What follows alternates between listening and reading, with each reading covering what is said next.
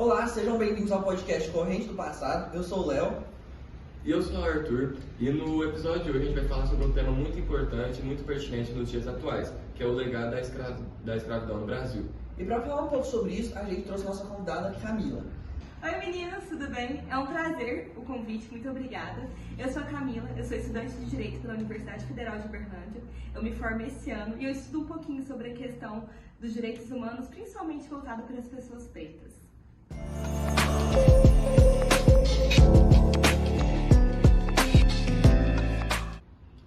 Para começar, o Brasil, por mais de 300 anos, ele foi um dos países que mais utilizou de mão de obra escrava, principalmente de africanos tragos à força para o nosso país, que acabou gerando diversas desigualdades sociais, raciais e econômicas, que infelizmente é possível notar hoje em dia. E contextualizando com esse assunto, eu quero começar fazendo uma pergunta para você, Camila.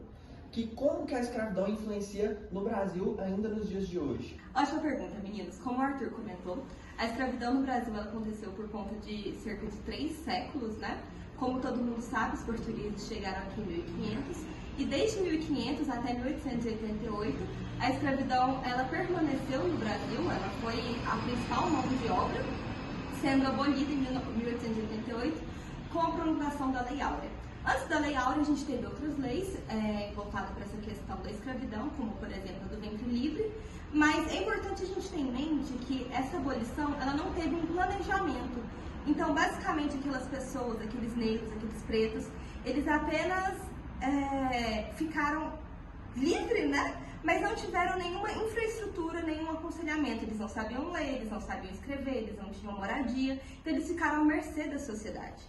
E acaba que essa situação da marginalização deles gera, né, o racismo estrutural, que é o que a gente conhece hoje em dia, porque proporcionou diversas cicatrizes internas do nosso país, que gera essa desigualdade, esses diversos problemas que a gente consegue vislumbrar nos dias atuais, como, por exemplo, como eu comentei com vocês, eu faço faculdade na UFA. Na minha turma de 40 pessoas, se a gente tiver 5 negros, são muito, mesmo tendo ações afirmativas como as cotas.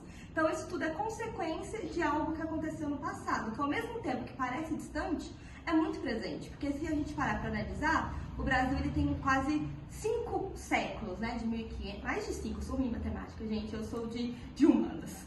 Mas tem mais de 5 séculos, sendo 3 desses séculos de escravidão. Então, mais da metade do nosso país, a gente esteve à mercê da violência contra essas pessoas. Então, obviamente, a gente está colhendo os frutos disso até hoje. Excelente pontuação. Da mesma forma que você falou que existem 5 pessoas negras em sua sala, é notável que a gente vê uma grande concentração da população negra em empregos informais e com uma educação ruim, podemos dizer assim. O que você tem a dizer sobre isso, mesmo após 130 anos da abolição? Por que você acha que esses problemas são persistentes na nossa sociedade? Certinho. Ótima pontuação também. Como eu falei, eu não acho que seja após 130 anos, porque parece que dá uma ênfase que tem muito tempo. Mas, na verdade, como eu pontuei na minha fala anterior, o Brasil ele tem quase 5 séculos, mais de 5 séculos de história. Eu sou de humanas, não sei fazer conta. Mas desses 5 séculos, mais de 3 a gente esteve à mercê da mão de obra escrava. Ou seja, né, mais da metade da história do nosso país, a gente esteve utilizando a mão de obra escrava e, consequentemente, isso vai gerar impactos na nossa sociedade. Então, o que acontece? Essa é a questão da mão de obra, igual você falou, em trabalhos ruins, não ter uma boa acesso à educação, são consequências, né, do racismo estrutural, que persiste na nossa sociedade por conta das consequências do passado. E eu acredito que, por ser tão recente, a gente ainda vê muitos reflexos disso, mas tem como melhorar, né? Então, hoje em dia, nós já temos medidas afirmativas, como, por exemplo, as cotas, que obviamente não resolve, mas já ajuda um pouco. O que a gente precisa mesmo é incentivar na educação antirracial. Então, igual, por exemplo, pessoas da sua faixa etária, até mais novas, buscarem entender mais e compreender mais sobre a luta, né, racial no Brasil e também ao redor do mundo. A gente também teve algumas mudanças legislativas, como, por exemplo, o racismo ele começou a se tornar, né, ele foi decretado um crime impenhorável e inafiançável. Então, mostra a sua seriedade, né? Então, vamos supor que uma pessoa sofra racismo hoje, ela pode processar essa pessoa, ela pode entrar com uma ação penal contra essa pessoa, mesmo daqui a 50 anos, ele não vai prescrever. Isso mostra a seriedade desse crime e como ele deve ser combatido. Então, eu entendo que essa marginalização que você pontuou, ela acontece porque, querendo ou não, é recente o fim da escravidão e porque a gente está vivendo as consequências desse racismo estrutural, a gente tem que buscar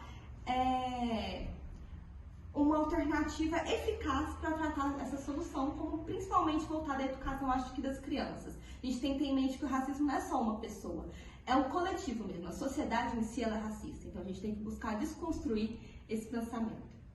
Bom, sobre isso que você está falando, eu gostei muito da sua fala. Eu acho que você tratou um pouco mais sobre o assunto do racismo estrutural. Mas você tem alguma solução que, por exemplo, se você fosse a presidente, você aplicaria agora para essas pessoas que já são formadas, porém com uma educação precária, poderem ser incluídas já no momento no mercado de trabalho? Adorei a pontuação. Eu acho que assim, o presidente da República ele não tem esse poder, né? Porque para qualquer mudança que você vai fazer tem toda uma burocracia por trás, o processo legislativo é extenso, a gente precisa do planejamento da norma, a gente precisa botar nas câmeras, então não é uma coisa que faz de imediato, apesar da gente ter a medida provisória, que ela entra em eficácia em 90 dias, mas não é algo rápido, né? Mas o que eu acho que a gente pode começar a fazer, que já vem sendo implementados, que a gente tem vagas afirmativas, tanto para PCD, para mulheres e para negros. Eu acho que isso já ajuda muito. As medidas afirmativas, como cota nos concursos públicos, também ajudam.